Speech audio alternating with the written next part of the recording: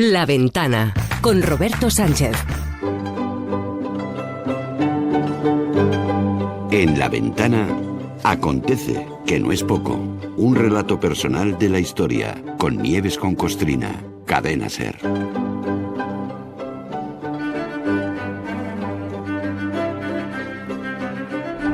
Bueno, ya saben que Nieves con Costrina se pasa cada tarde a esta hora a hacer historia. Nieves, ¿qué tal? Buenas tardes. Hola, buenas tardes, Roberto. A ver, tenía yo muchas ganas de que me contaras qué aconteció un 3 de octubre de 1568. Muchas cosas, ¿Sí? pero una muy grave. ¿Cuál? Entre otras, bueno, ya sabes que Felipe, se le murió una esposa a Felipe II. Ya sabes que tuvo cuatro esposas y otras 3 o 4 amigas entrañables. Ah, lo decía, ¿no? Lola de la época. Sí, también, sí lo decía. entrañables. Se conocían perfectamente. Pero bueno, solo estuvo enamorado de una de ellas, de una de las esposas, de Isabel de Valois, o Valois, como se llamaba aquí, podemos llamar de las dos maneras.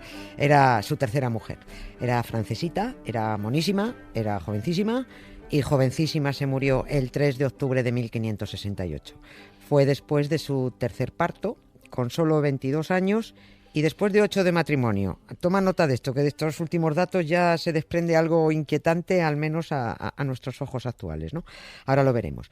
Y aunque sea un detalle excesivamente romántico para el malaje de Felipe II, que era un sieso, cuentan las crónicas que aquel día, aquel desgraciado 3 de octubre, fue el primero y el último que le vieron llorar.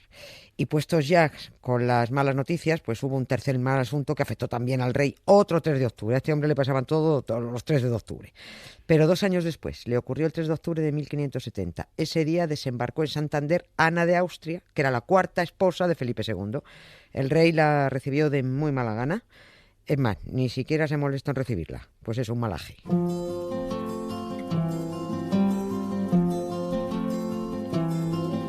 Moi je n'étais rien et voilà qu'aujourd'hui je suis le gardien du sommeil de ces nuits, je l'aime à mourir.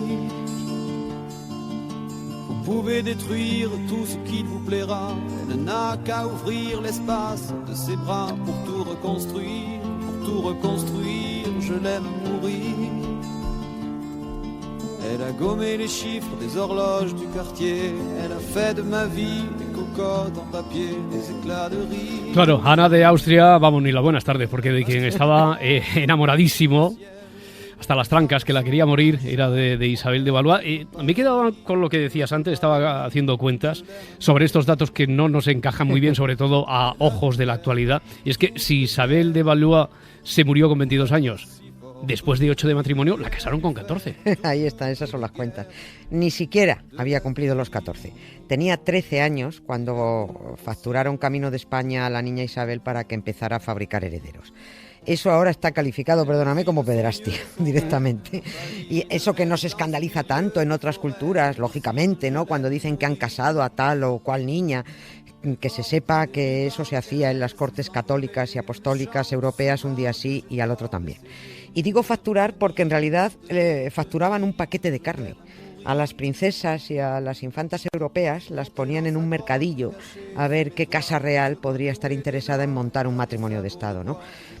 Así que fíjate qué grosero sería todo esto, que hasta se comunicaban oficialmente las primeras menstruaciones de las muchachas para que todo el mundo se diera por enterado de que ya estaban disponibles. Es increíble, ¿no? Sin embargo, con Isabel de Valois se precipitaron un poquito, porque cuando la muchacha llegó a España, aquel ganso de 33 años que era Felipe II, se encontró que su esposa, dicho finamente, era impúber. O sea, que todavía jugaba con muñecas. Todavía no se había comunicado nada. No podía hacer nada. Todo, falta de previsión, mala información. ¿Y cómo se lo tomó el rey? Se mosqueó mucho. Felipe II se mosqueó mucho porque él quería estar a la faena, pero se tuvo que aguantar. No le quedaba otra. Tuvo que esperar 1 año y medio para empezar a buscar el heredero oficial. Tampoco hay que preocuparse en exceso por el rey, que sabía distraerse con sus novias y sus amigas entrañables mientras hacía tiempo hasta que creciera su esposa.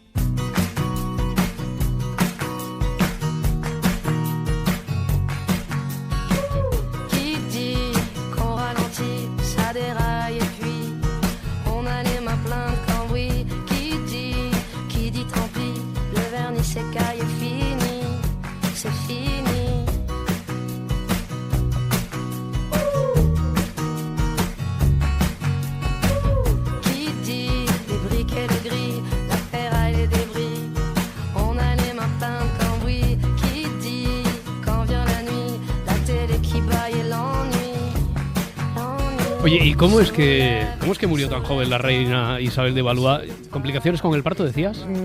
Bueno, no es que tuviera la muchacha una salud de hierro, pero en este caso entre todos la mataron y ella sola se murió.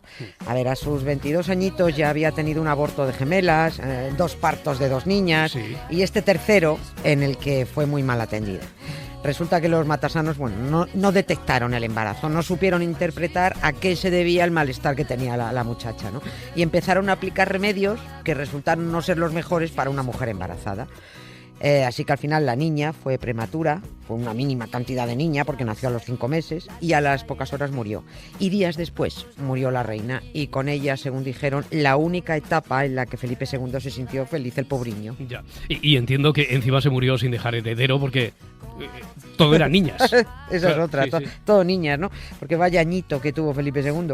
El anus, ¿te acuerdas del anus horribilis de la reina? De la reina de Inglaterra. Sí, el 92. El era, ¿no? 92, bueno, que todo le iba de culo, ¿no? Bueno, pues es una broma de anus horribilis comparado con el anus horribilis que tuvo Felipe II en 1568. Porque heredero tenía, pero es que también se le murió aquel año. Y bueno, y menos mal que se murió porque estaba, vas a saber quién es, pues estaba más para allá que para acá. Eso no podía reinar, estaba desquiciado. Ah, ya. Sí, el famoso príncipe Don Carlos, ¿no? Que tiene hasta una ópera de Verdi.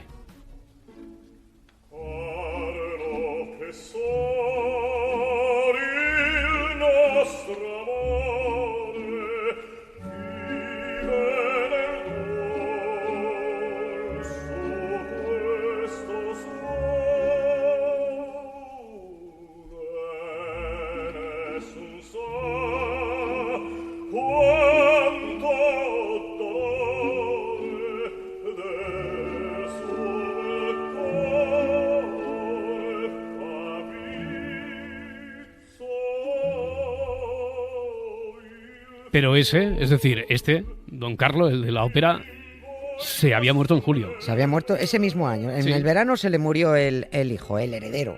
Ahora se le murió a la mujer. Días antes se le había muerto la niña. Y en aquel mismo 1568, que por eso era lo del anus horribilis, los moriscos se le rebelaron en las Alpujarras. El duque de Alba no paraba de hacer amigos por Flandes, con las ejecuciones, ahí ejecutando a lo loco, a nobles y herejes. Qué mal año para dejar de fumar, ¿eh? Sí, fatal. Los otomanos también andaban perpetrando una de las suyas, ¿no? O sea, no le pudieron pasar más cosas a Felipe II en 1568. Tenía un cabreo del 7.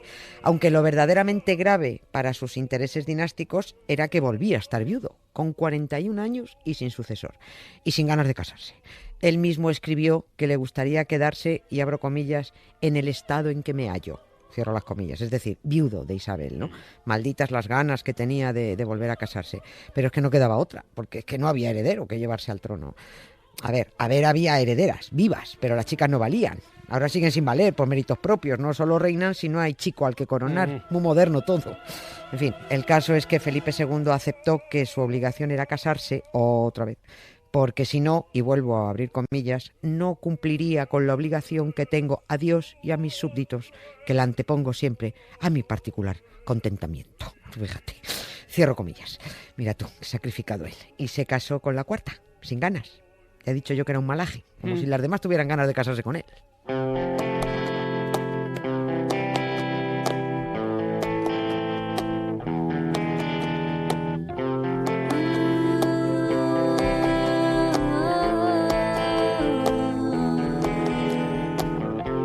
Déjame vivir libre como las palomas que anidan en mi ventana, mi compañía cada vez que tú te vas. Sí, porque esta Ana de Austria, que ya antes decías la que desembarcó en Santander, que por cierto, nosotros desembarcamos también en Santander el próximo martes, abrimos la ventana desde allí, desde el Centro Botín. Es que no sé por qué siempre lo relaciono con un programa que hicimos allí, que nos contaste también algo de Ana de Austria, ¿no? Sí. Desembarcó también un 3 de octubre. Les pero gustaba a ellos desembarcar por allí. Sí, oye, sí, que seguramente Ana de Austria tampoco tendría muchas ganas, ¿no? De casarse. Obediencia, quizá. Claro, a ver, estaban adiestradas para aguantar carros y carretas. Ana de Austria sabía que venía lo que venía, a casarse con un tipo 20 años mayor y a procrear. Esta cuarta esposa para el rey había que buscarla como fuera y donde fuera, entre las primas, entre las sobrinas, reinas, entre las teas. Y, en fin, Ana de Austria fue la elegida. Hija de un primo de Felipe II, que a la vez era su sobrina carnal. O sea, esto ya era rizar absolutamente el rizo. Ay, ¿no? la endogamia. Sí, la endogamia, que acababan todos luego fatal de la cabeza. Coincidió además que el día que llegó a España Ana de Austria, recuerda, se cumplían 2 años de la muerte de Isabel de Valois, Sí. y ya venía ella congojada porque dijo, a ver cómo reemplazo yo a la favorita. Oye, ni puñetero caso me va a hacer el rey. Y sus temores se confirmaron cuando llegó a Segovia, al Alcázar de Segovia, donde se supone que la estaba esperando su maridito, se habían casado por poderes ya. Bueno, pues ni maridito, ni leche, ni nadie. Felipe II se había ido de caza y no volvió hasta por la noche. Bueno, oye, pero heredero sí que llegó, ¿no? Sí. Aunque fuera Felipe III. Sí. Tú lo Pero, has dicho. pero llegó. Sí, llegó. Ya. Podría haber sobrevivido otro, pero sobrevivió él.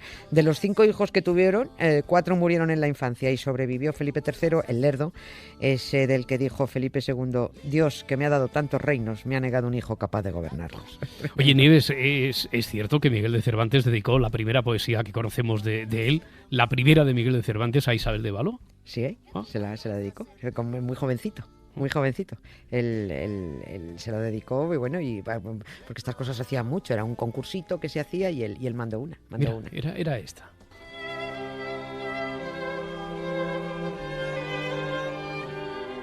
El joven abogado Francis McDermott se dirige por carta a Charles Darwin. Para poder disfrutar de sus libros, necesito saber que al final Esta no era la poesía de Miguel de Cervantes. Esto suena más prosaico. Esta no era la poesía de Miguel de Cervantes a Isabel de Valois. Era una poesía muy bonita para él, vamos, era así un poquito cursi, pero bueno, que empezaba diciendo, serenísima reina, en quien se halla lo que Dios pudo dar a un ser humano.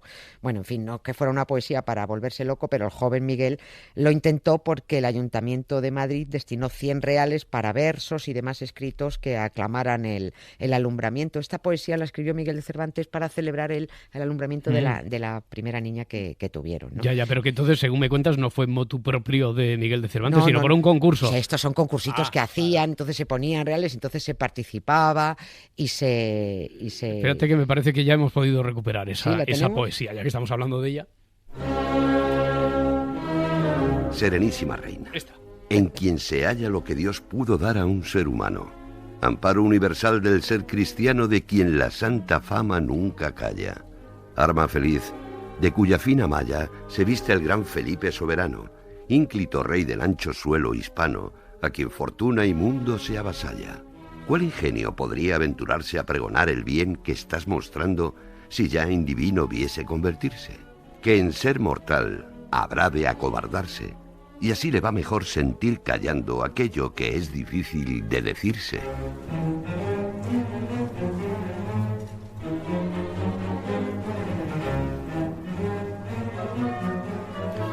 Pues esta sí, la primera poesía conocida de Miguel de Cervantes, un concurso y dedicada, se inspiró en Isabel de Valois. Bueno, se inspiró por el premio. Bueno, el premio 100 reales, a ver si pillaba. Nieves, hasta el lunes. Hasta el lunes, Roberto. La Ventana con Roberto Sánchez.